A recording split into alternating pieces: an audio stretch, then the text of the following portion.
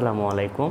তোমরা এইচএসসিতে যারা চতুর্থ বিষয় হিসেবে পরিসংখ্যান নিয়েছো তাদের দ্বিতীয় পত্রের আজকে প্রথম ক্লাসে সম্ভাবনার যে চ্যাপ্টারটা রয়েছে, প্রথম চ্যাপ্টার সম্ভাবনা, ওই চ্যাপ্টারের একটা গুরুত্বপূর্ণ পার্ট হচ্ছে নমুনা ক্ষেত্র তৈরি করা। এই চ্যাপ্টারে যদি আমরা নমুনা ক্ষেত্র তৈরি করতে পারি তাহলে কিন্তু অনেকগুলো প্রশ্ন খুব সহজভাবে অ্যান্সার দিতে পারবো আমরা। তো আমরা আজকে একটু নমুনা ক্ষেত্রটা বোঝার চেষ্টা করব। তো আমার যে পাঠ্য বইয়ের যে নমুনাগুলো আছে সেখানে আমরা সাধারণত দেখি যে ছক্কা এবং মুদ্রা নিক্ষেপের নমুনা ক্ষেত্রটা ভালোভাবে বুঝলে আমরা এখান থেকে শতভাগ সঠিক অ্যান্সার পরীক্ষার হলে করে আসতে পারবো। তাহলে আমরা ছক্কা যদি নিক্ষেপ করি বা মুদ্রা নিক্ষেপ করি, ধরে নিলাম মুদ্রাকে ইংলিশে বলা হয় কয়েন, মুদ্রা নিক্ষেপকে ইংরেজি ভাষায় বলা হয় কয়েন টস। ঠিক আছে, কারণ হচ্ছে যে আমরা ইংরেজি বলার কারণে আমরা টসটা খুব সহজে বুঝি, মুদ্রা নিক্ষেপের থেকে কয়েন টসটা বেশি বুঝি। আমরা বিভিন্ন যখন ক্রিকেট খেলা করি তখনকার বলি যে এই শাপলা নিবি না ম্যান নিবি, আমরা কিন্তু এগুলো খুব সহজে করি। ঠিক আছে, তো আমরা এই কয়েন টস যখন করি তখন কয়েন টসের ক্ষেত্রে আমাদের গতানুগতিক যে কয়েনটা, সেই কয়েনের দুইটা পার্ট থাকে। আমরা বলতাম যে শাপলা অথবা আমরা বলতাম মানুষ।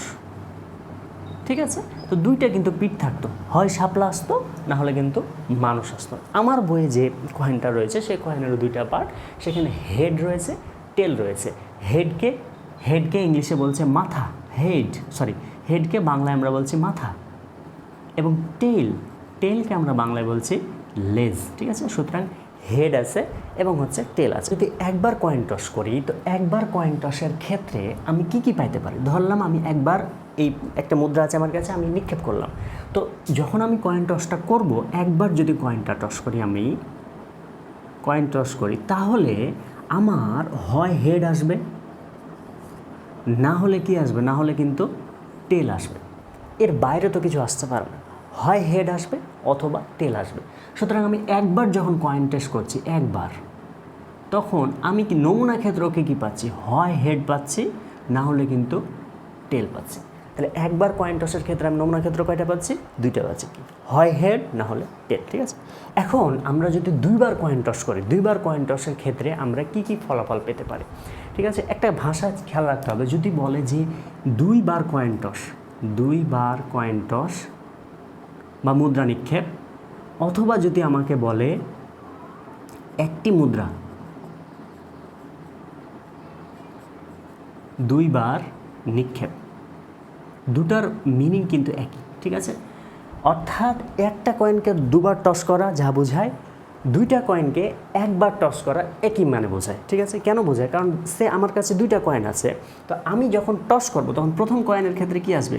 ধরে নিলাম প্রথম কয়েনের হেড আসলো। ঠিক আছে, এবার এই কয়েনটাও যখন আমি টস করছি তখন দ্বিতীয় কয়েনের ক্ষেত্রে ধরে নিলাম হেড আসলো। ওকে, এটা একটা ঘটনা গেল। আরেকটা ঘটনার ক্ষেত্রে আমি যখন কয়েনটা টস করলাম তখন ধরে নিলাম প্রথম যে কয়েনটা বা প্রথমবার যে আমি টস করলাম সেখানে আমি পেলাম টেল। ঠিক আছে, এবার দ্বিতীয়বার যখন টস করলাম তখন আমি সেখানে পেলাম হেড। ঠিক আছে, আরেকবার আবার যখন আমি কয়েন টস করছি, ধরে নিলাম প্রথম কয়েনের উপরে পেলাম আমি হেড, এবং দ্বিতীয়বার যখন টস করলাম তখন আমি ওখানে পেলাম টেল। আরেকটা কি ঘটনা ঘটতে পারে? প্রথম কয়েনেও টেল পেলাম, দ্বিতীয়বার যখন টস করছি তখনও কিন্তু টেল পেলাম। ঠিক আছে, এর বাইরে কিন্তু আর ঘটনা ঘটতে পারে না। আর কোনো ঘটনা দুবার কয়েনে হয় প্রথমটার হেড পরেরটার হেড, প্রথমটার টেল পরেরটার হেড, প্রথমটার হেড পরেরটার টেল, অথবা দুটারই টেল। এর বাইরে কোনো ঘটনা ঘটাতে পারে না। সুতরাং এই ক্ষেত্রে মোট নমুনা ক্ষেত্র, অর্থাৎ দুইবার কয়েন টসের ক্ষেত্রে নমুনা ক্ষেত্র আমরা কয়টা পাচ্ছি? HH, HT, TH এবং হচ্ছে TT। ঠিক আছে, তাহলে কয়টা হলো? দুইবার কয়েন টসের ক্ষেত্রে আমরা নমুনা ক্ষেত্র পাচ্ছি কিন্তু চারটা। এটাকে আমরা টি ডায়াগ্রামের সাহায্যে কীভাবে করি? প্রথমবার কয়েন টসের ক্ষেত্রে হেড আর টেল পাওয়া যায়। এবার সেকেন্ড টাইম যখন কয়েন টস করি তখন প্রথম কয়েন টসের অ্যাগাইনিস্টও হেড টেল পেতে পারি, দ্বিতীয়বার কয়েন টসের অ্যাগাইনিস্টও আমরা হেড এবং টেল পেতে পারি। ঠিক আছে, এখান থেকে কীভাবে আমরা নমুনা ক্ষেত্র তৈরি করলাম? এই যে প্রথমটার হেড পরেরটার হেড, তাহলে কী হলো? হেড, প্রথমটার হেড পরেরটার টেল, কী হলো? হেড টেল, প্রথমটার টেল পরেরটার হেড, কী হলো? টেল হেড, প্রথমটার টেল পরেরটার টেল, দিস ইকুয়াল টু কত হলো? টেল। ঠিক আছে, এভাবে করে আমরা চারটা নমুনা ক্ষেত্র পাই। এখন পরীক্ষার হলে আমাকে যদি বলে তিনবার কয়েন টস করবো, সেক্ষেত্রে মোট নমুনা কয়টা পাবো? তো তিনবার কয়েন টস যখন আমি করব তখন আমি, কেউ যদি এইটা থেকে প্রথমবার কয়েন টস থেকে দ্বিতীয়বার বুঝে থাকে তাহলে আমি আশা করছি যে তৃতীয় কয়েন টসটাও তারা খুব সহজে বুঝতে পারবে। ঠিক আছে, এটা হলো ফার্স্ট কয়েন টস, প্রথমবার যখন আমরা কয়েন টস করেছি একবার। একবার, তখন কি পেয়েছি হেড টেল। যখন আমরা দুইবার কয়েনটা টস করলাম তখন দুইবার কয়েন টসটা আমরা কি পেয়েছিলাম, ওই যে একটু আগে বললাম হেড হেড, হেড টেল, টেল হেড এবং হচ্ছে টেল টেল। এবার তিনবার যখন আমি কয়েন টস করব তখন একইভাবে যেখানে যেখানে হেড আছে সেখানে সেখানে আমরা আর একবার কয়েন টসের জন্য দুইটা নমুনা ক্ষেত্র অ্যাড করে দেবো। এইচ টি, এখানেও আমরা করব এইচ টি, এখানেও আমরা করব এইচ টি এবং এখানেও আমরা করলাম এইচ টি। ঠিক আছে, তাহলে এবার নমুনা ক্ষেত্র আগের বার যদি আমরা কাউন্ট করা বুঝি এবারও কিন্তু খুব সহজে কাউন্ট করা বুঝতে পারবো। এই যে প্রথমটা হেড হেড হেড, তাহলে একটা নমুনা ক্ষেত্র হলো হেড হেড হেড। ঠিক আছে, এবার প্রথমটা হেড হেড টেল, তাহলে হেড হেড টেল, এটা একটা নমুনা ক্ষেত্র। ঠিক আছে, নমুনা ক্ষেত্র না, এগুলোকে আমরা নমুনা বিন্দু বলি। সবগুলো মিলে যে সেটটা হয় সেটাকে বলে আমরা নমুনা ক্ষেত্র, এবং প্রত্যেকটা ইন্ডিভিজুয়াল অর্থাৎ আলাদা আলাদা উপাদানকে আমরা বলবো নমুনা বিন্দু। যেমন এখানে নমুনা ক্ষেত্র কয়টি, নমুনা ক্ষেত্র হচ্ছে দুটি, এখানে নমুনা ক্ষেত্র কয়টি, চারটি। আর এই যে হেড নিজে, এই হচ্ছে একা একটা নমুনা বিন্দু, এই হচ্ছে একা একটা নমুনা বিন্দু। ঠিক আছে, আচ্ছা এবার পরে এই প্রথমটা হেড নিলাম, এটা টেল নিলাম, এটার হেড নিলাম, তাহলে হেড টেল হেড। প্রথমটার হেড নিলাম, টেল নিলাম, টেল নিলাম, এইচ টি টি, টেল নিলাম, এইচ নিলাম, এইচ নিলাম, টি এইচ এইচ। তারপরে টেল হেড টেল, টেল হেড টেল। তারপরে হচ্ছে টেল টেল হেড, টেল টেল হেড। তারপর হচ্ছে টেল টেল টেল, টেল টেল টেল। তাহলে মোট নমুনা ক্ষেত্র কয়টা দাঁড়ালো? মোট নমুনা ক্ষেত্র দাঁড়ালো 1 2 3 4 5 6 7 8টা। তাহলে মোট নমুনা ক্ষেত্র কয়টা হলো? 3বার কয়েন টসের ক্ষেত্রে যখন আমি 3বার কয়েন টস করছি তখন নমুনা ক্ষেত্র হয়ে গেল 8টা। ঠিক আছে, আশা করি আমরা এটা খুব সহজে বুঝতে পেরেছি। আমরা এর বাইরে কিন্তু আর কোনো নমুনা ক্ষেত্র এখান থেকে ড্র করতে পারবো না। ঠিক আছে, এখন আমার এক্সাম হলে যখন পরীক্ষার হলে প্রশ্ন দিবে যে 5টি কয়েন টসের নমুনা ক্ষেত্র কয়টি, 5টি কয়েন টস এর নমুনা ক্ষেত্র কয়টি?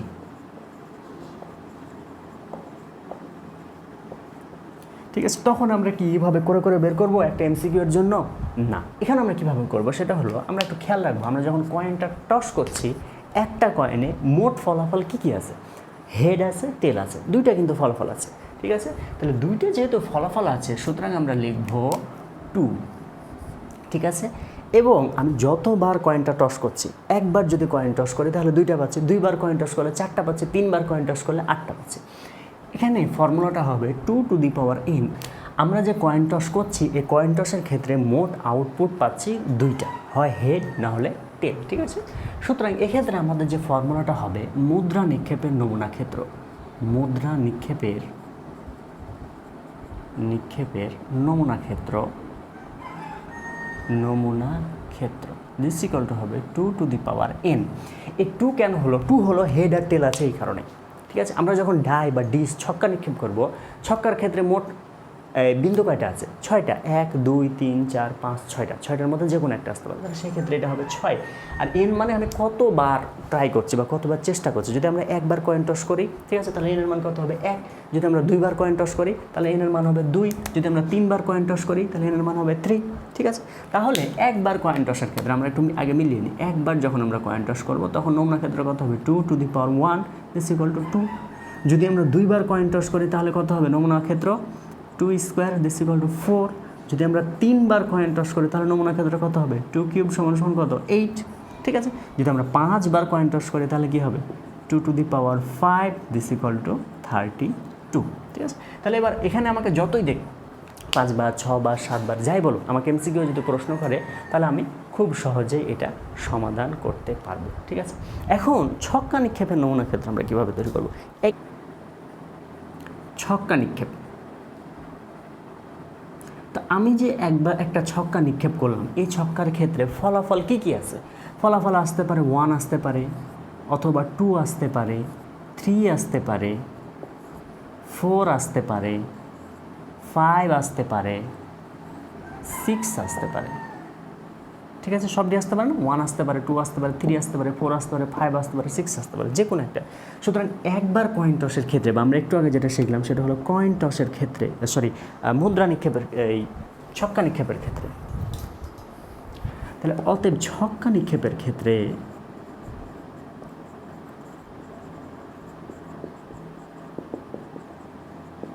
নিক্ষেপের ক্ষেত্রে নমুনা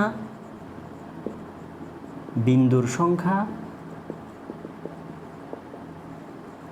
নমুনা বিন্দুর সংখ্যা কত হবে 6n, ঠিক আছে। 6 মানে হচ্ছে যে 6টা যে আউটপুট আছে 1 2 3 4 5 6, 6টা আউটপুটের জন্য 6।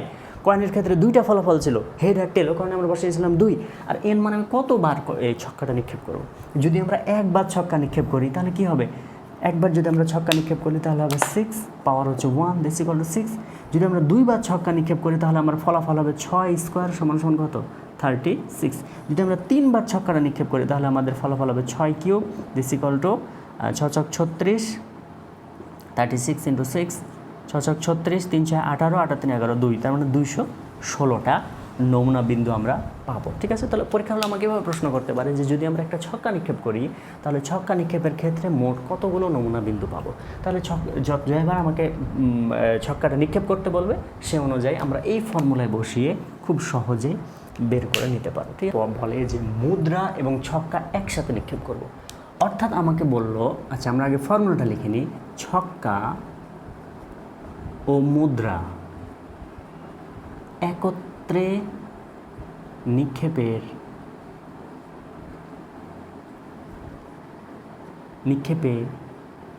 নমুনা বিন্দুর সংখ্যা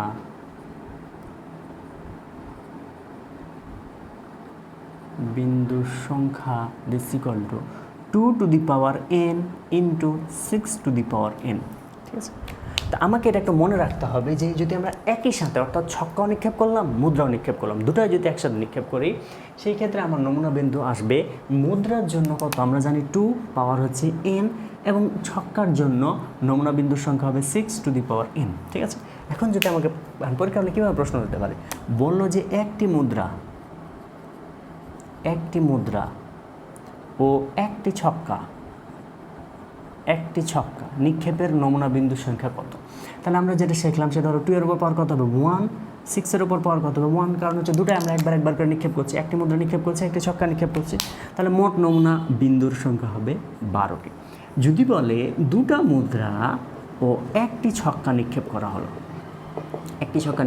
এক্ষেত্রে নমুনা বিন্দু কতগুলো পাবো, তাহলে মুদ্রা কতবার কয়টা করছি 2টা, ঠিক আছে, এবং ছক্কা কয়টা নিক্ষেপ করছি, ছক্কা নিক্ষেপ করছি একটা, সুতরাং এখানে 4 গুণিত 6, দিস ইকুয়াল টু, এই ক্ষেত্রে আমার অ্যান্সার হবে 24, ঠিক আছে। যদি বলে 2টা মুদ্রা ও 2টা ছক্কা নিক্ষেপ করা হলো, এবার নমুনা বিন্দু কত হবে, তাহলে 2 স্কোয়ার গুণিত 6 স্কোয়ার, ঠিক আছে, তাহলে 2 দুগুণা 4, 6 ছক 36, তাহলে 4 ছক 24, 3 4 12, 14, 144টা আমার নমুনা ক্ষেত্র হবে।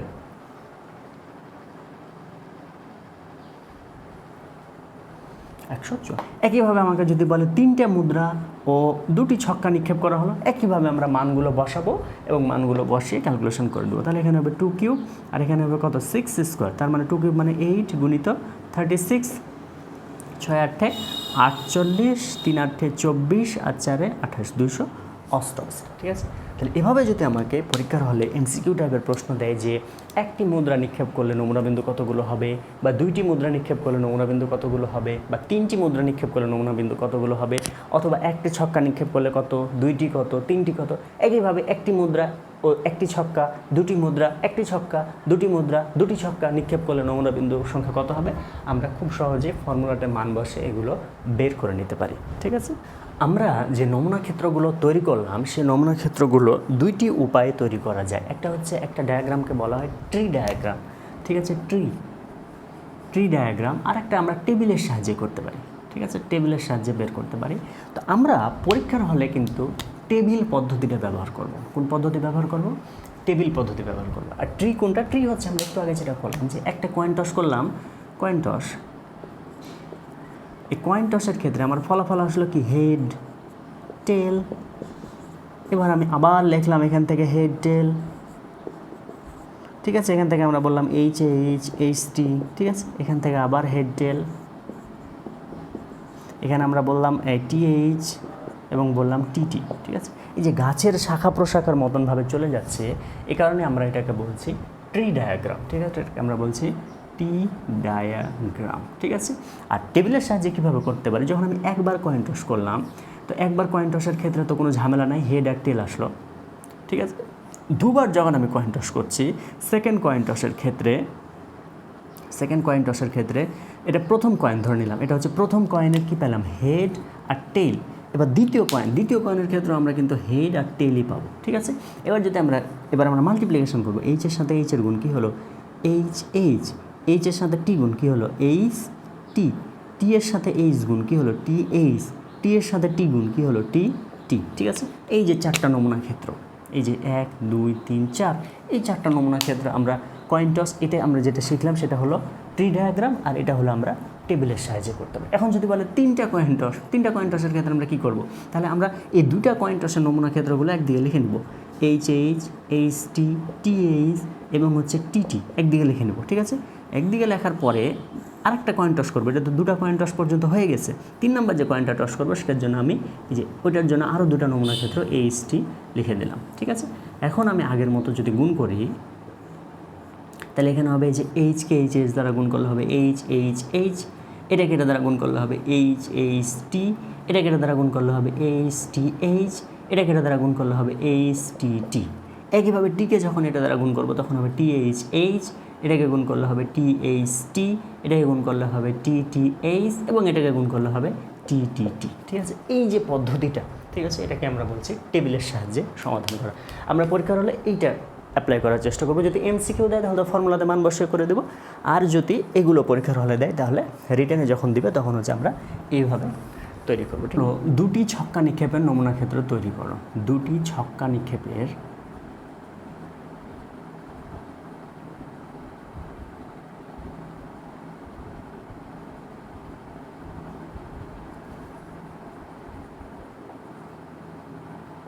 তৈরি করো। তাহলে 2টি ছক্কা নিক্ষেপ, একটি ছক্কার জন্য আমরা কি পাই, 1 2 3 4 5 6, অর্থাৎ এই যে 6টা ফলাফল পেলাম, সেই 6টা ফলাফলকে আমরা একদিকে লিখলাম প্রথম ছক্কার জন্য। এবার দ্বিতীয় ছক্কার জন্য যে 6টা ফলাফল পাবো সেটা আমরা এই দিকে লিখব, 1 2 3 4 5 এবং হচ্ছে 6। তাহলে এই যে আমরা ফলাফলটি পেলাম,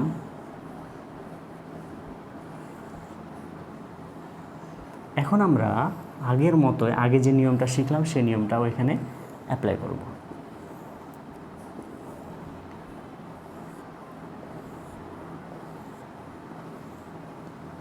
ওকে, তাহলে এই যে 1 আর 1 কী হলো, 1 থাকবে, 1 4 1 5 1 6, ঠিক আছে। একইভাবে 2 1 2 2 2 3 2 4 2 5 2 6, আগের মতো আগে আমরা যেভাবে ক্যালকুলেশন করলাম আগে এটা নিচ্ছি তারপর এটা নিচ্ছি। যে যেমন প্রথমে কী নিলাম 3 1, এই যে 3 1, তারপর 3, কেউ যদি কারো যদি বুঝতে সমস্যা হয় যে 3 2, তাহলে এখানে কত বসাবো, এখানে বসাবো 3 2, এভাবে করে 3 3, এই যে 3, তারপরে 3 4 3 5 3 6 4 1 4 2 4 3 4 5 4 4 4 5 4 6 5 1 5 2 5 3 5 4 5 5 5 6 6 1 6 2 6 3 6 4 6 5 6 6। তাহলে কতগুলো নমুনা ক্ষেত্র হলো, নমুনা ক্ষেত্র হলো 1 2 3 4 5 6, আর এদিকে 6 মানে 36টা। আমরা বলেছিলাম যে 2বার যদি কয়েন টস করি তাহলে 6 to the power 2 is equal to হবে 36। এখানেও আমরা নমুনা ক্ষেত্র পেলাম 36টা, ঠিক আছে। আমরা যদি নমুনা ক্ষেত্র যখন তৈরি করে শিখে যাব তখন কিন্তু ওই যে প্রশ্নগুলো দেয় যে বড় জোর একটি হেড পাওয়ার সম্ভাবনা, বড় জোর 2টি টেল পাওয়ার সম্ভাবনা, মুদ্রায় ছক্কায় জোড় সংখ্যা পাওয়ার সম্ভাবনা, ছক্কায় বিজোড় সংখ্যা পাওয়ার সম্ভাবনা, এটা কিন্তু খুব সহজে সমাধান করতে পারবো। এখন একটি ছক্কা ও একটি মুদ্রা নিক্ষেপের নমুনা ক্ষেত্র তৈরি করব।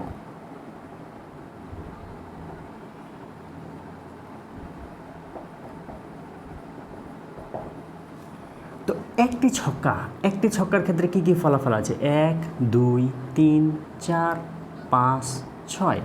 তাহলে এই যে 6টা ফলাফল কিসের জন্য, এটা আমরা পেলাম ছক্কা নিক্ষেপের জন্য। আর মুদ্রা নিক্ষেপ, একটি যদি মুদ্রা নিক্ষেপ করি তাহলে হবে একটা মুদ্রার ক্ষেত্রে পাওয়া যায় এই 4টি, 2টা ফলাফল, ঠিক আছে। শেষ কাজ আমার।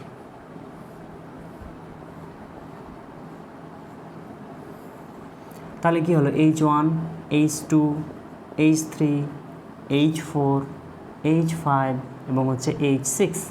T1, T2, T3, T4, T5, T6, ঠিক আছে। তাহলে আমার এই যে আমরা বলেছিলাম যে একটি ছক্কা একটি মুদ্রা নিক্ষেপের নমুনা ক্ষেত্র কত হবে, 2^1 গুণিত 6^1 = 12, 1 2 3 4 5 6 7 8 9 10 11 12। সুতরাং এখানে নমুনা ক্ষেত্র আমরা কতগুলো পেলাম, নমুনা ক্ষেত্রে পেলাম 12টি, ঠিক আছে। এখন আমাকে যদি বলে যে না তুমি একটা ছক্কা নিক্ষেপ করো আর দুটা মুদ্রা নিক্ষেপ করো, এবার নমুনা ক্ষেত্র কতগুলো হবে। তো দুটা যখন আমরা ফল এখানে কি আসবে, এখানে আছে HH, HT, TH এবং হচ্ছে TT, ঠিক আছে। বাস এটাই হচ্ছে, এইটা বোঝাই আমার হচ্ছে কাজ। এটা বোঝা গেলে বাকিটুকু করতে আমার মনে হয় না খুব একটা সমস্যার সৃষ্টি হবে।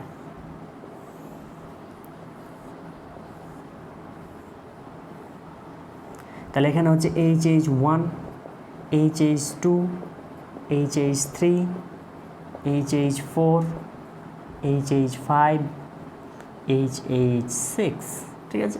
একইভাবে HT1, HT2, HT3, HT4, HT5, HT6, TH1, TH2, TH3, TH4, TH5, TH6, TT1, TT2, TT3, TT4, TT5 এবং হচ্ছে TT6, ঠিক আছে।